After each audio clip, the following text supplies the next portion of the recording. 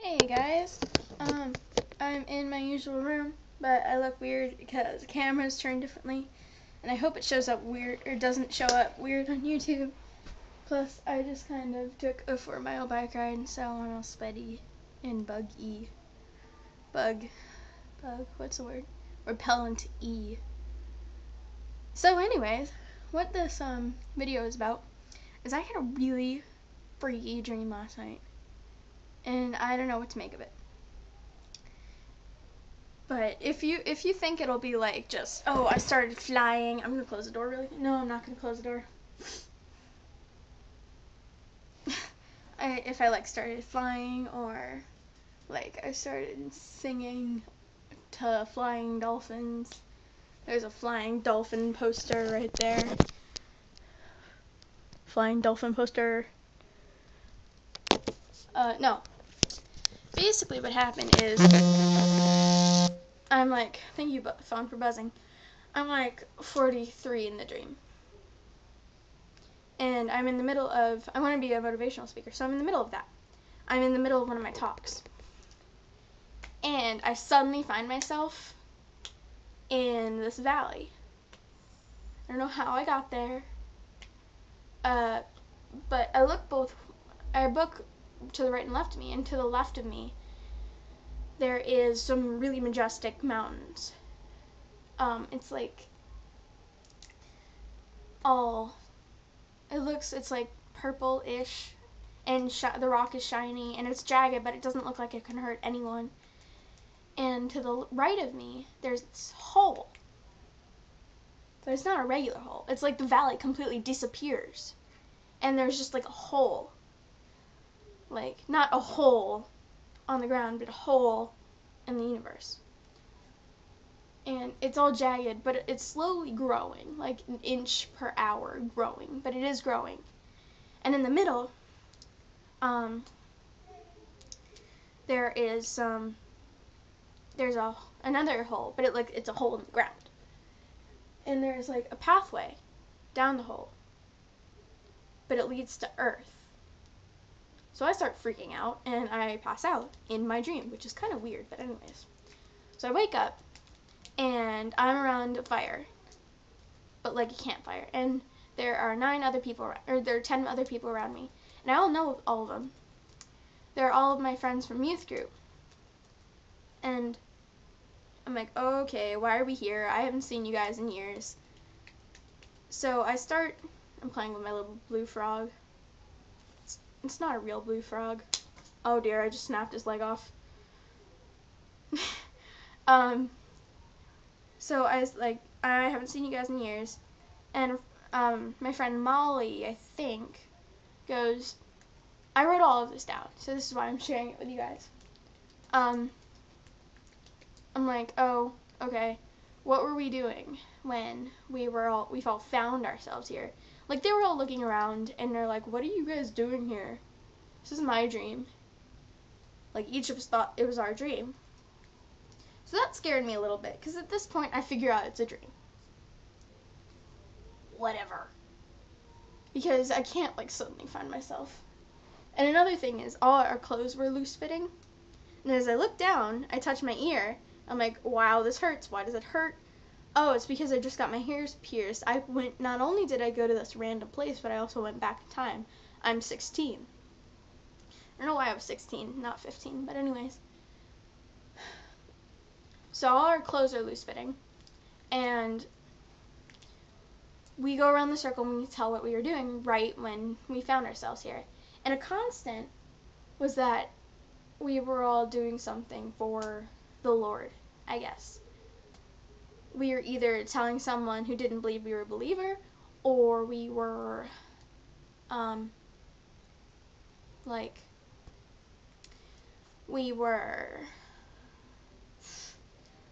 just spreading the word of God, I guess.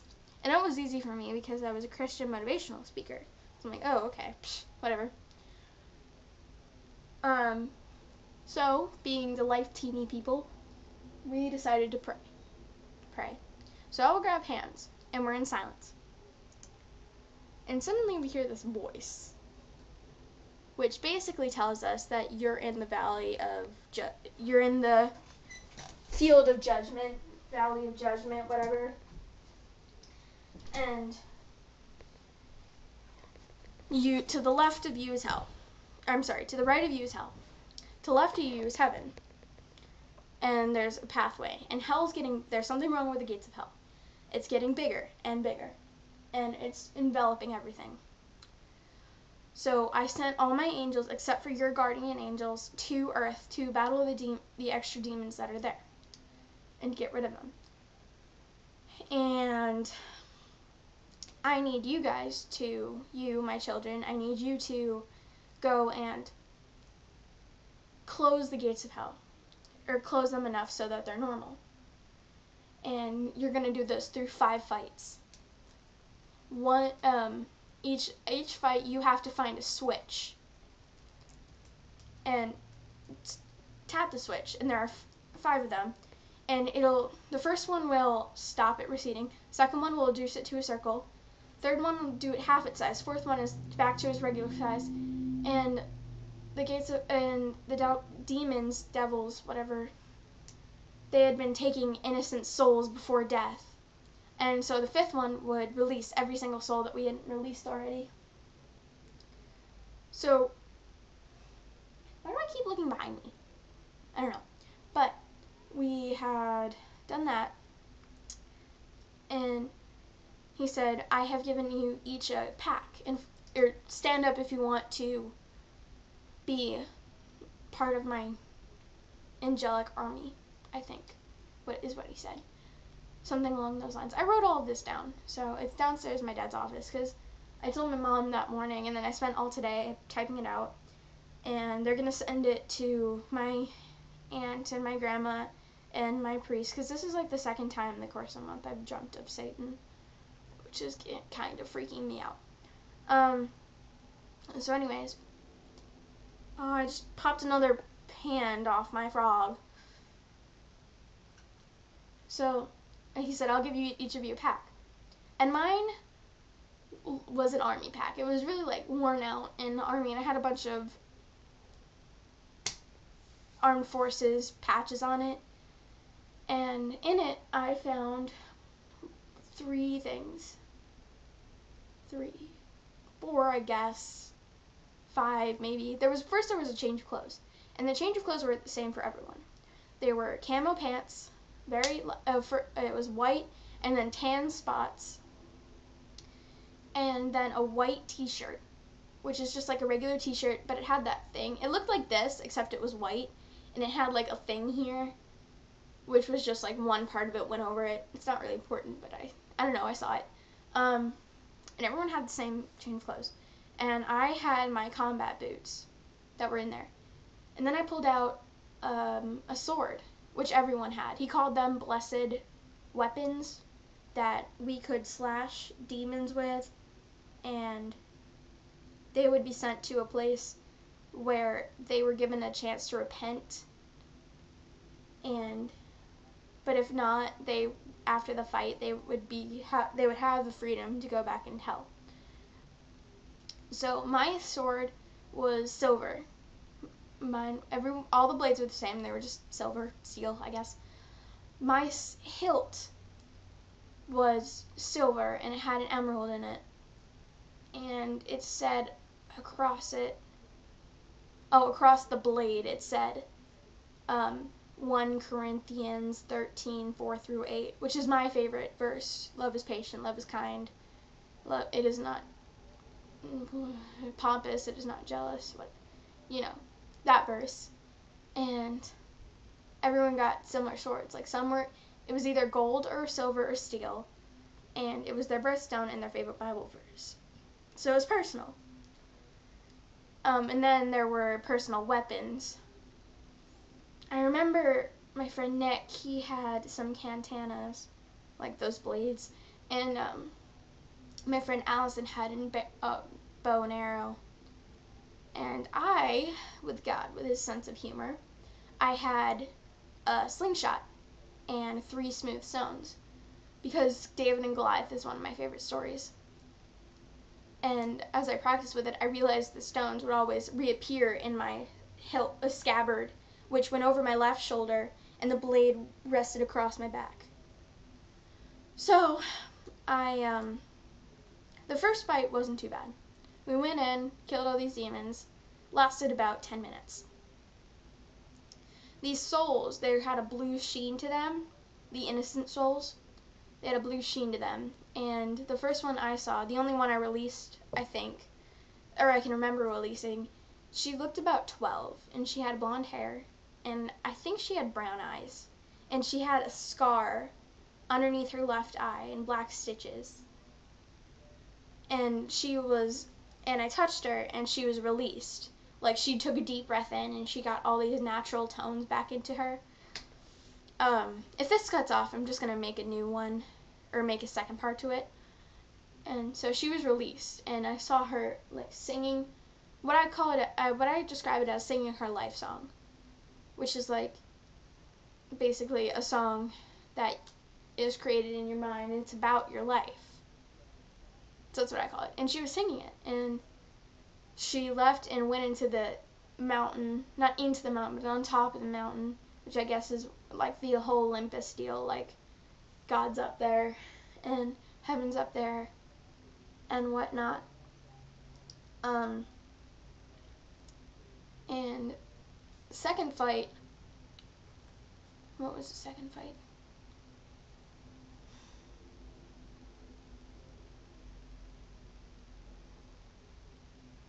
Second fight, I think, was just the same. They were just a little bit more prepared. Or no. The demons bound themselves to little bubbles. Like, they put themselves into bubbles, and they were floating above the reach of our swords. So Allison and I, we went outside, and we stayed there, and we shot the bubbles. And the souls were being released, and that one lasted a little bit longer.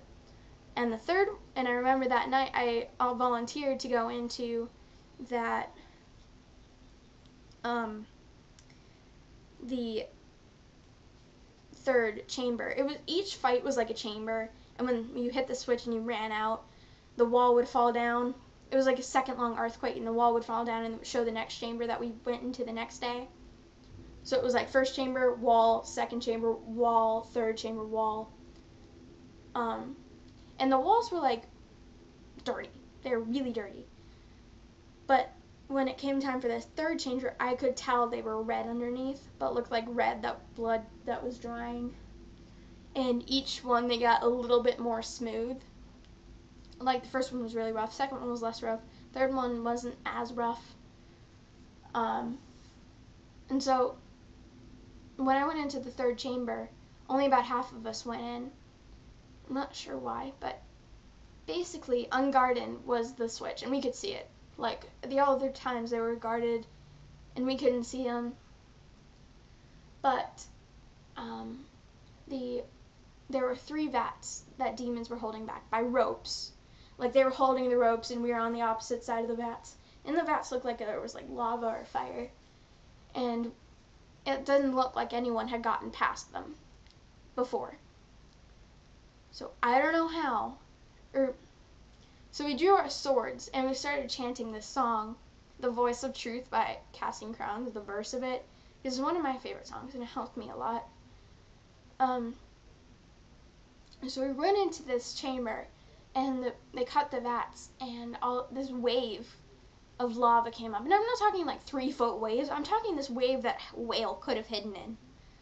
So I don't know how, but as a wave came up at its highest point, I saw the face of Satan.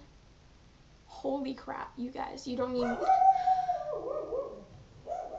My dog just started barking and freaked me out.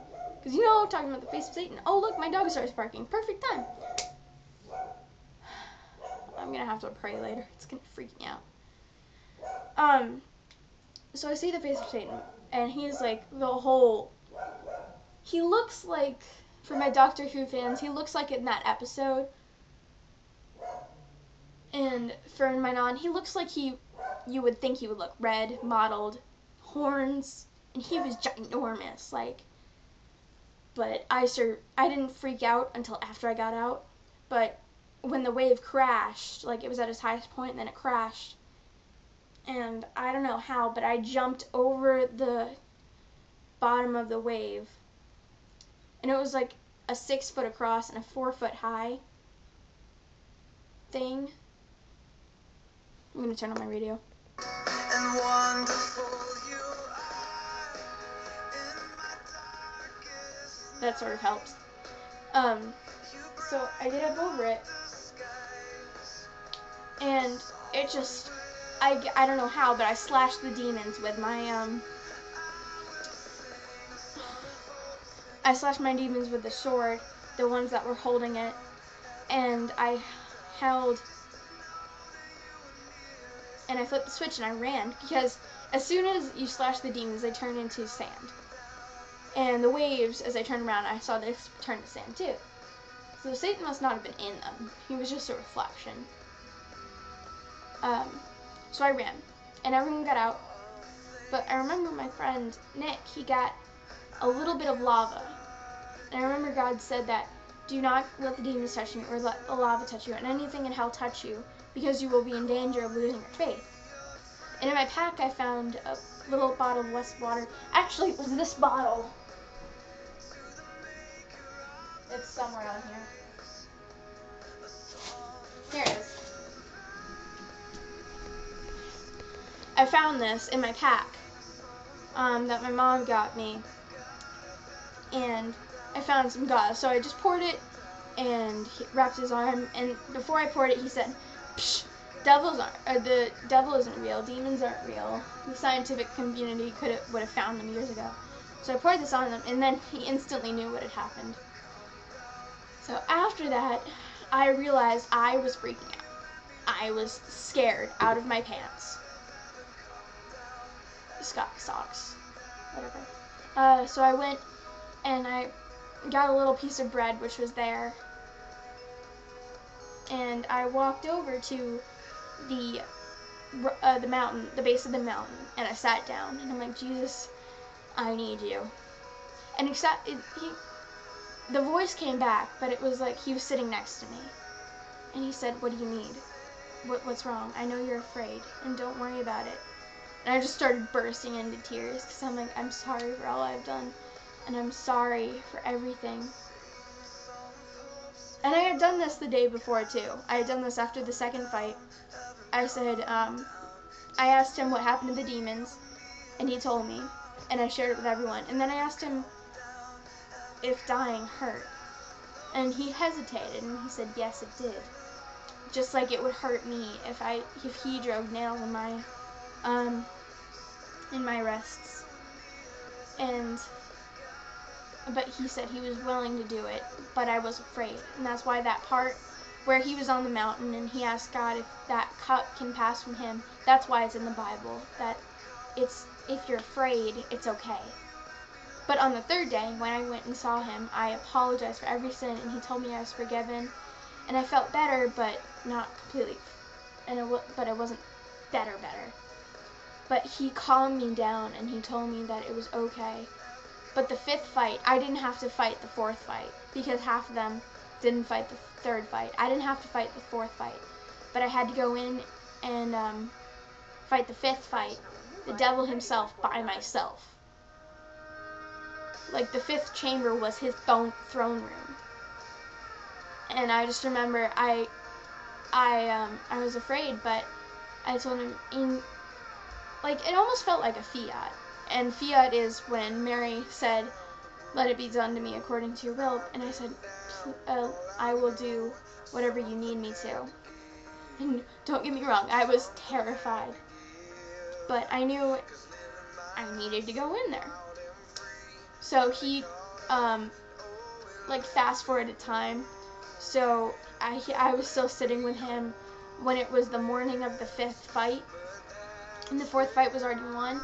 So the last thing to do was release all the innocent souls. So I get in there. So and all my teammates know this. So I gather around them and they pray over me and they hug me.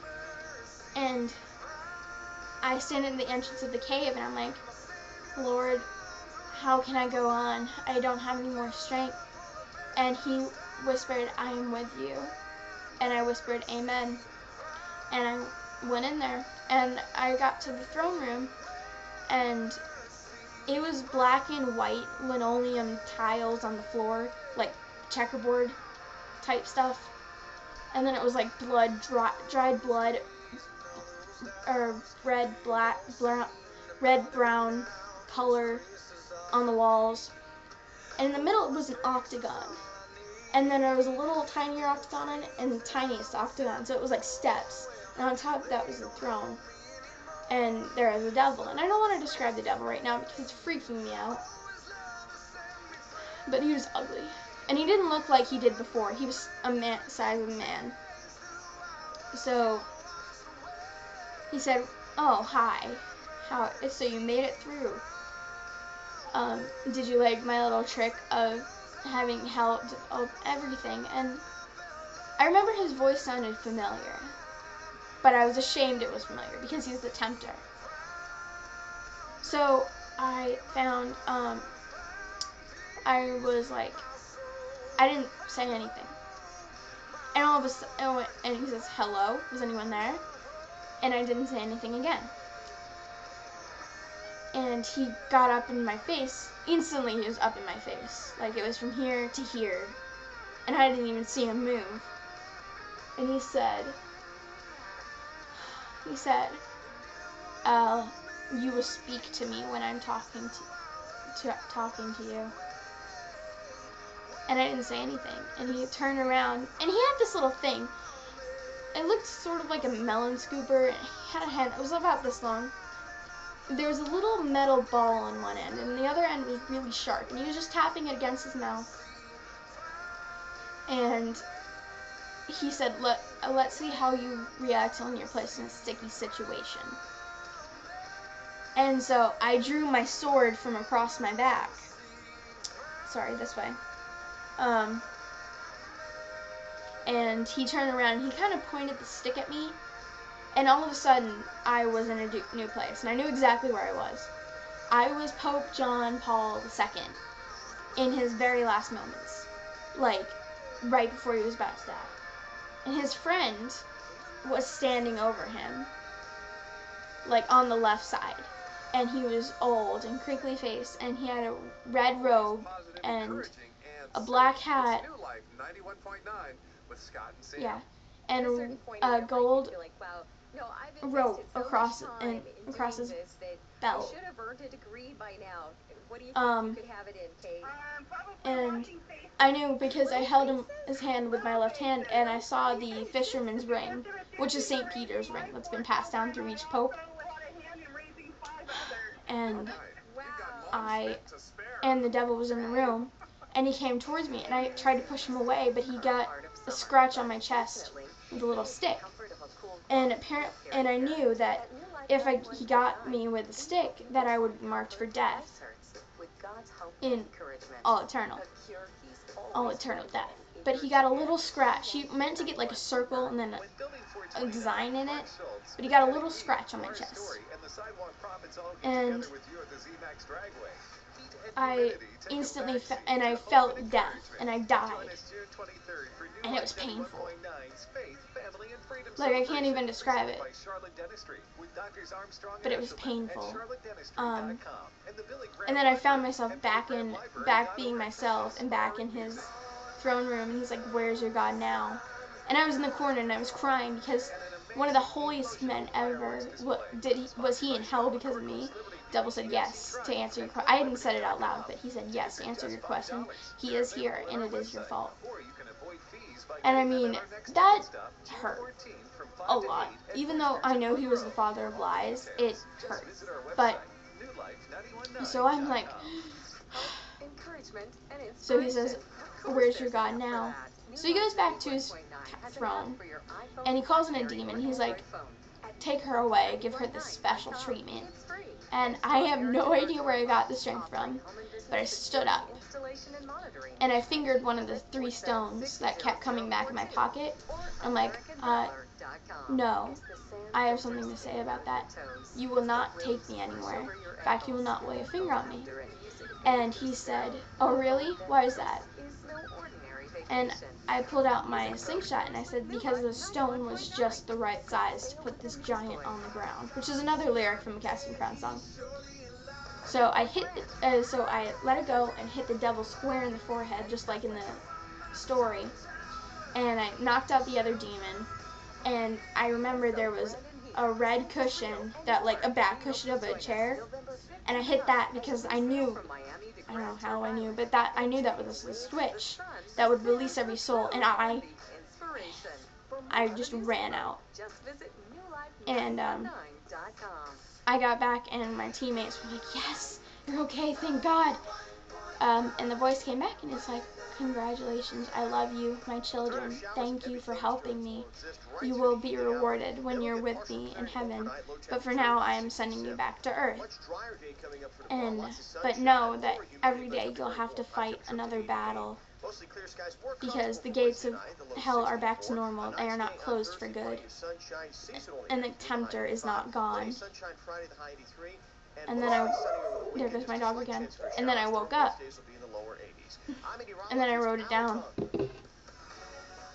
man. It was a freaky dream. Like, it's 10 pages. But yeah. I don't know. This is the second time in a course of a month I've dreamt about Satan. And I don't know. I'm starting to think it's like a message that's trying to get portrayed to me through my dreams. And I don't like dream messages. They freak me out. Because then I don't know if they're real or they're not real. What's going on? But thank you for listening. Those of you who clicked on this, it's probably stopped. So, bye.